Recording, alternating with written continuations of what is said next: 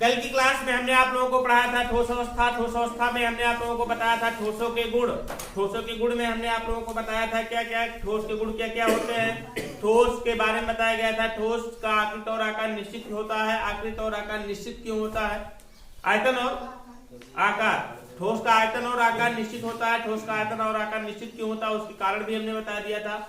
बंधों की प्रकृति के आधार पर ठोस को 4 भागों में विभाजित किया गया, इसको भी बार बता दिया गया था। पहला बताया गया था आणविक ठोस, दूसरा बताया गया था आयनिक ठोस, तीसरा बताया गया था कौन सा? धात्विक ठोस, चौथा सहसंयोजक ठोस। इतने प्रकार के ठोस के बारे में चर्चा कर दी गई थी और हमने बताया था कल हम पढ़ाएंगे आप लोगों को क्रिस्टलीय ठोस और अक्रिस्टलीय ठोस। तो हेडिंग बनाइए क्रिस्टलीय ठोस, क्रिस्टलीय ठोस, क्रिस्टलीय ठोस और कौन सा? अक्रिस्टलीय ठोस। क्रिस्टलीय ठोस और अक्रिस्टलीय ठोस।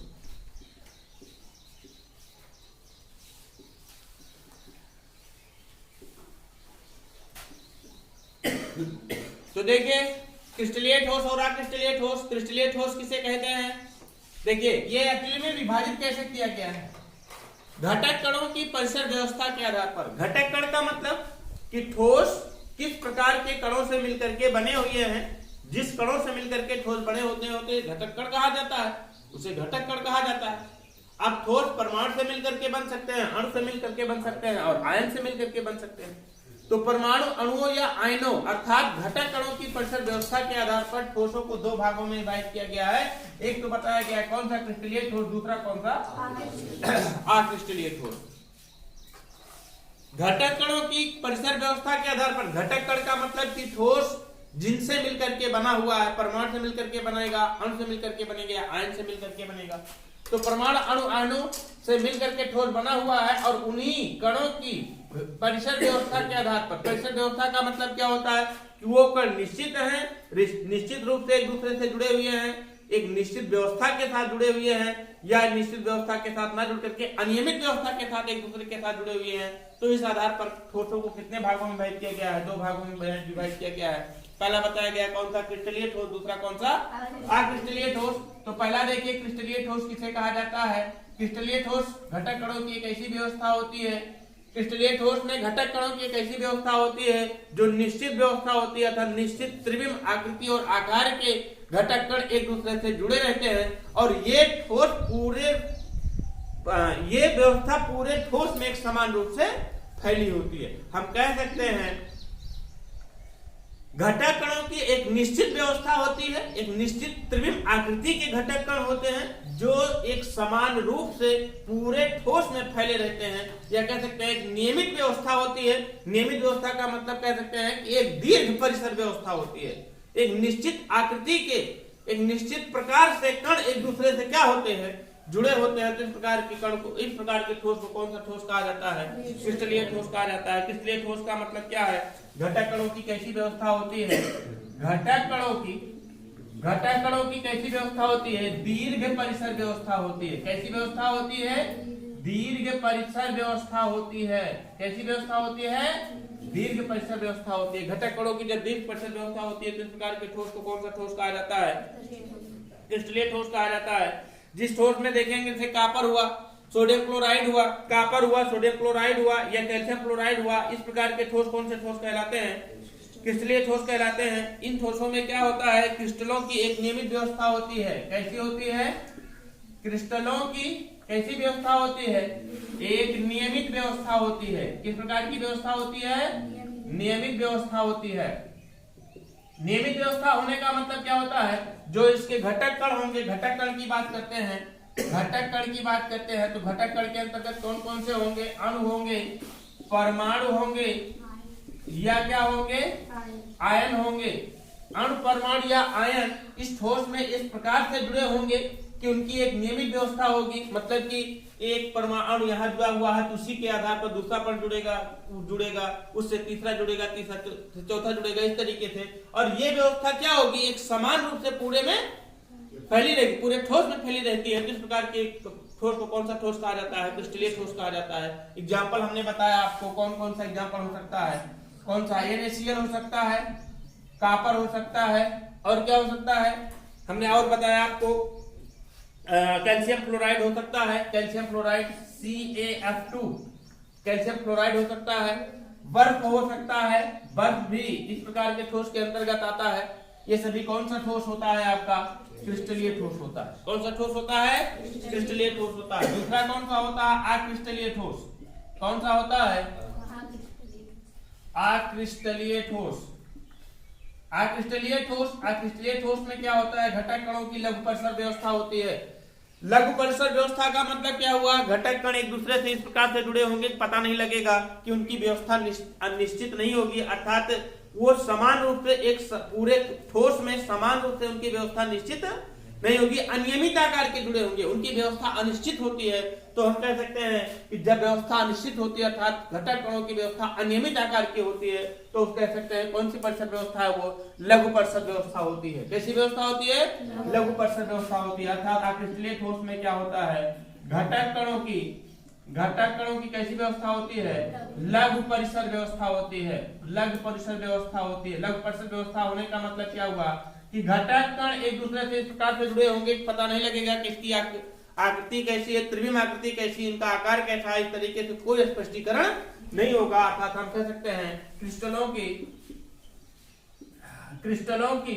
कैसी व्यवस्था होती है, क्रिस्टलों की अनियमित व्यवस्था होती है। कैसी, अनियमित व्यवस्था होती है। किस प्रकार की व्यवस्था होती है, अनियमित व्यवस्था होती है। क्रिस्टलों की अनियमित व्यवस्था होती है, मतलब कि घटक कण जो होते हैं इसके परमाणु, अणु और आयन होते हैं, कोई निश्चित आकृति और आकार के जुड़ते नहीं है, जहां जो मन में आया वहीं वैसे अपने आप से जुड़ते चले जाते हैं। इसका एग्जाम्पल देखा जाए तो कांच इसका क्या है, महत्वपूर्ण एग्जाम्पल है।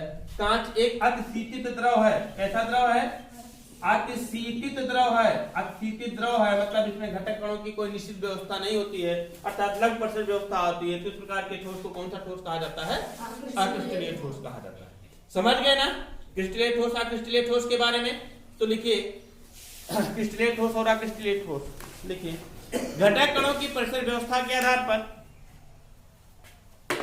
घटक कणों की परिसर व्यवस्था के आधार पर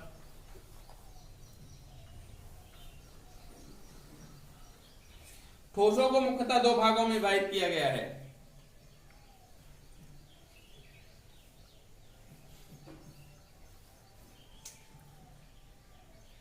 मुख्यतः दो भागों में विभाजित किया गया है।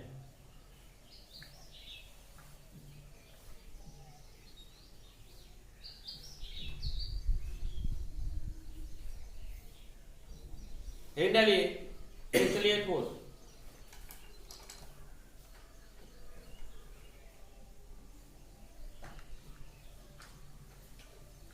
क्रिस्टलीय ठोस एक नियमित, क्रिस्टलीय ठोस की एक नियमित आंतरिक संरचना होती है। क्रिस्टलीय ठोस की एक नियमित आंतरिक संरचना होती है।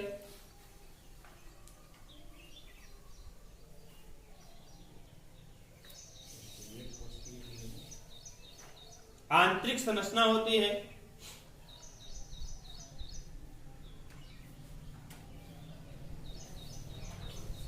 क्रिस्टलीय ठोस में उसके घटक कण, क्रिस्टलीय ठोस में उसके घटक कण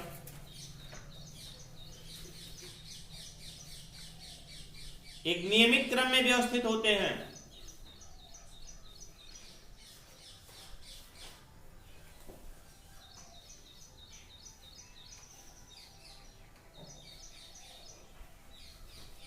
और यह व्यवस्था एक नियमित क्रम में व्यवस्थित होते हैं, और यह व्यवस्था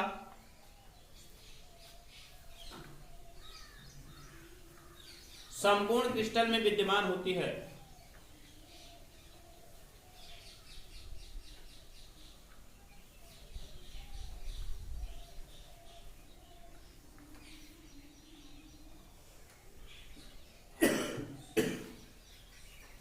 क्रिस्टलीय ठोस में घटक कणों की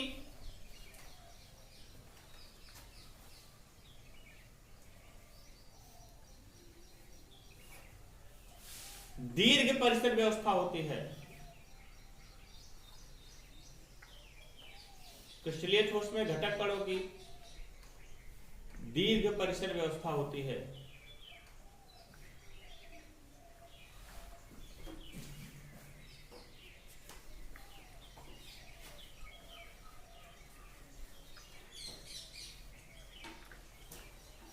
क्रिस्टलों की एक नियमित व सममित ज्यामितीय आकृति होती है।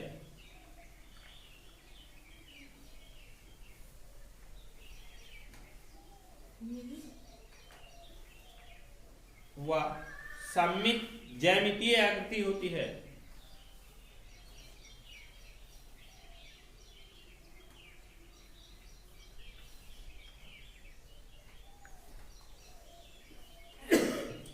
क्रिस्टलीय पदार्थ का एक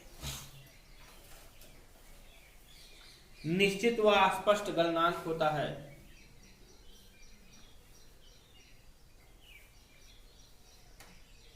निश्चित व स्पष्ट गलनांक होता है।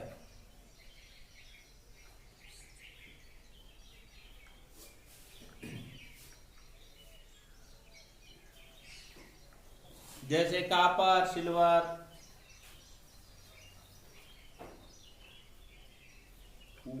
व अन्य ठोस धातुएं,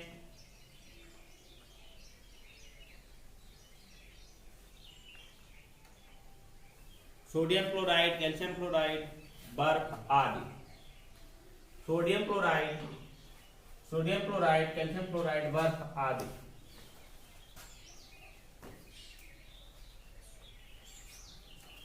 अगला क्या पढ़ना है आप लोगों को? क्रिस्टलीय ठोस। हमने बताया इनकी कोई नियमित आकृति अर्थात नियमित ज्यामितीय व्यवस्था नहीं होती है। लिखिए क्रिस्टलीय ठोस की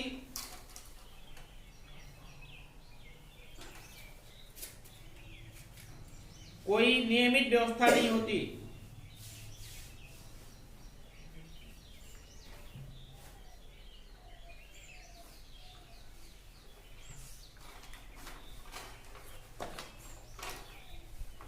क्रिस्टलीय ठोस में उसके घटक कणों की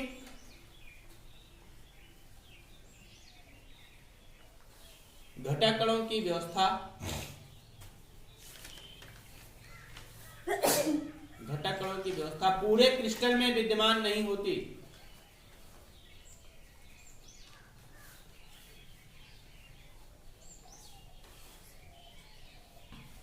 पूरे क्रिस्टल में विद्यमान नहीं होती।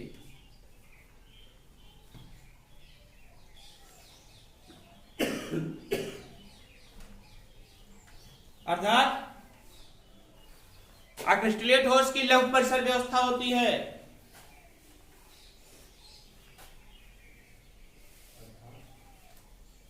क्रिस्टलीय ठोस की कैसी व्यवस्था होती है? लघु परिसर व्यवस्था होती है।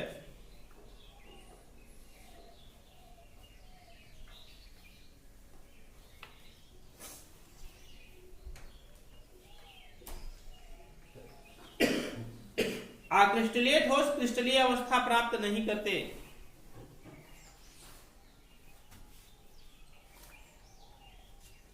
क्रिस्टलीय ठोस क्रिस्टलीय अवस्था प्राप्त नहीं करते।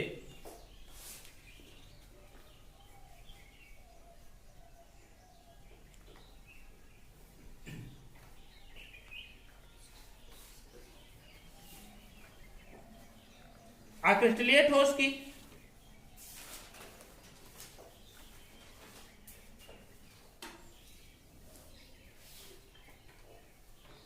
कोई निश्चित ज्यामितीय आकृति नहीं होती।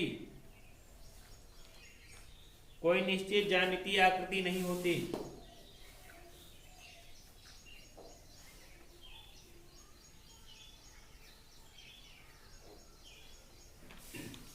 और ना ही इनका कोई स्पष्ट ना ही कोई इनका निश्चित गलनांक होता है।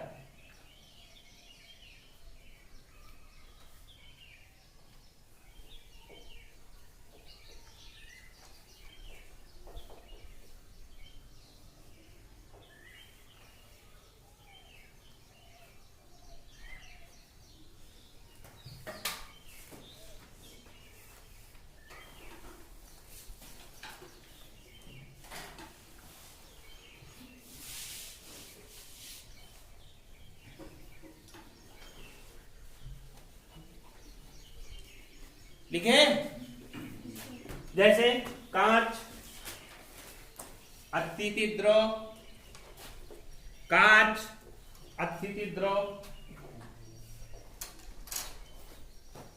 आदि। कांच, अस्थिति, द्रव आदि। ये तो था आपका क्रिस्टलीय ठोस और अक्रिस्टलीय ठोस। अब अगला हेडिंग बनाइए, क्रिस्टलीय जालक और एकक सेल। क्रिस्टलीय जालक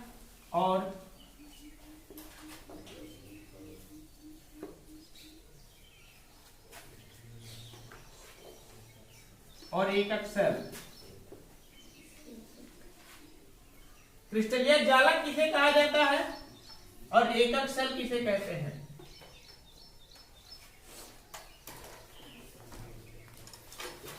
क्रिस्टलीय जालक किसे कहा जाता है और एकक सेल किसे कहा जाता है? इसे एकक सेल किसे कहते हैं? देखिए, क्रिस्टल की व्यवस्था का मतलब क्या समझना है आपको? क्रिस्टलीय जालक की एक त्रिविम व्यवस्था अर्थात क्रिस्टलों की एक त्रिविम व्यवस्था समझनी है, जिसे क्रिस्टलों की संरचना के नाम से जानेंगे। और क्रिस्टलीय जालक किसे कहा जाता है? घटक कणों की, घटक कण का मतलब क्या होता है? जिनसे मिलकर के बना हुआ है, अर्थात वो घटक कणों की किस प्रकार से पुनरावृत्ति हुई है और पुनरावृत्ति होने के बाद एक जालक संरचना बनाते हैं, तो उसे क्या कहते हैं? हम क्रिस्टलीय जालक कहते हैं। और जिसकी बार बार पुनरावृत्ति होती है, जिसकी बार बार पुनरावृत्ति होती है, उसे क्या कहते हैं? हम एकक सेल कहा जाता है। अब देखिए, क्रिस्टलीय जालक के बारे में हम आप लोगों को एक फिगर से समझाने का प्रयास करेंगे। एक फिगर बनाना है आप लोगों को, ध्यान से देखिए और इसको बनाने का प्रयास करिएगा आप लोग। इस फिगर को बनाने का प्रयास करिएगा आप लोग, बहुत आसान सा है। पहले ध्यान से देखिएगा कि बनता कैसे है ये।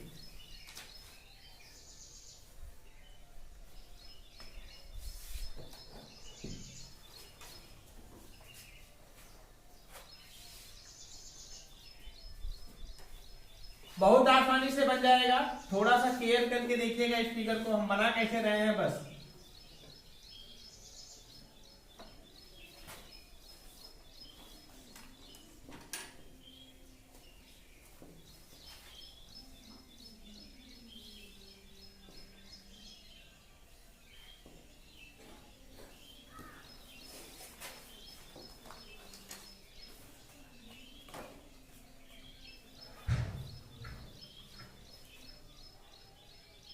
एक क्रिस्टलीय जालक का निर्माण कर रहे हैं।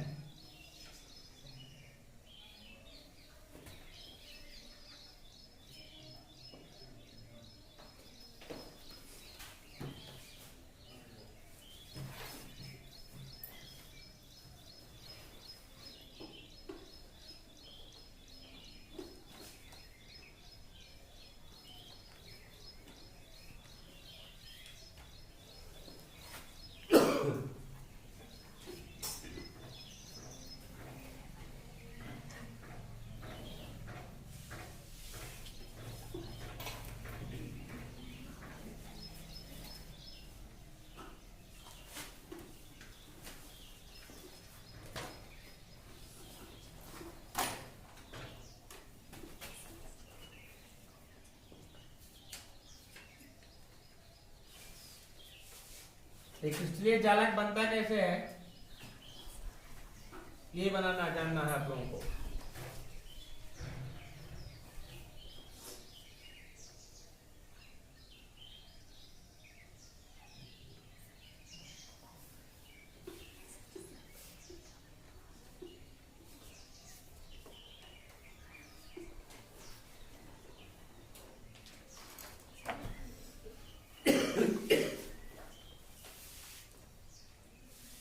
बनाइएगा नहीं अभी, अभी पहले ध्यान से देख लीजिए फिर बनाइएगा।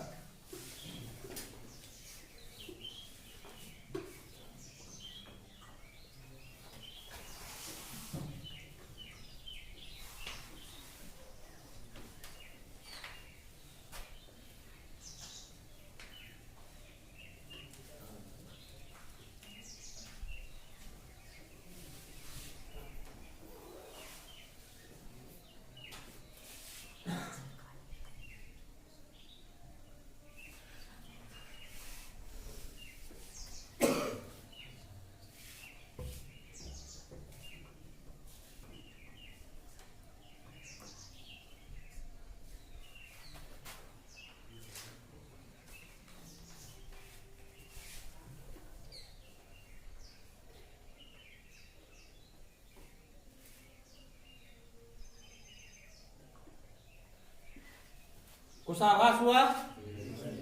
ये क्या है आपका? एक क्रिस्टलीय जालक है। क्रिस्टलीय जालक में क्या दिखाई दे रहा है आप लोगों को? देखिए ऐसा आभास हो रहा है कि कई घन एक दूसरे के साथ मिले हुए हैं। क्यूब, कई घन एक दूसरे के साथ मिले हुए हैं। ये आपकी संरचना किसकी है? ये आपकी संरचना किसकी है? क्रिस्टलीय जालक की है। क्रिस्टलीय जालक में ऐसा आभास हो रहा है, क्रिस्टलीय जालक में एक ऐसा आभास हो रहा है कि यहाँ पर एक सेल यहाँ पर दिखाई दे रहा है, मतलब एक घन दिखाई दे रहा होगा, उसी के साथ में दूसरा घन, उसी के साथ में तीसरा घन, इसके पीछे एक घन लगा होगा, इसके पीछे एक घन, फिर उसके नीचे पीछे वाले के नीचे है ना, फिर इसके नीचे, फिर पीछे वाले के नीचे, फिर इसके नीचे पीछे वाले के नीचे। इस तरीके से ये व्यवस्था इस तरीके से चलती हुई चली जाएगी। समझ रहा है ना? तो इसे क्या कहा जाएगा? एक क्रिस्टलीय जालक है ये। क्रिस्टलीय जालक मतलब हमने क्या बताया कि एकक सेलों की निश्चित क्रम व्यवस्था। इसे एक घन को यहाँ पर क्या कहेंगे? एक कोशिका जो एक घन को हम यहाँ पर क्या कहेंगे? एक सेल कहेंगे, एक कोशिका कहेंगे। समझ पा रहे ना? और एक सेल ही क्या कहलाता है? उसकी एकक सेल, मतलब कह सकते हैं कि एक जो घन आपका दिखाई दे रहा है यहाँ पर, उसको एक एकक सेल कहा जाता है। और एकक सेल समान रूप से एक क्रिस्टलों में क्या हुआ है?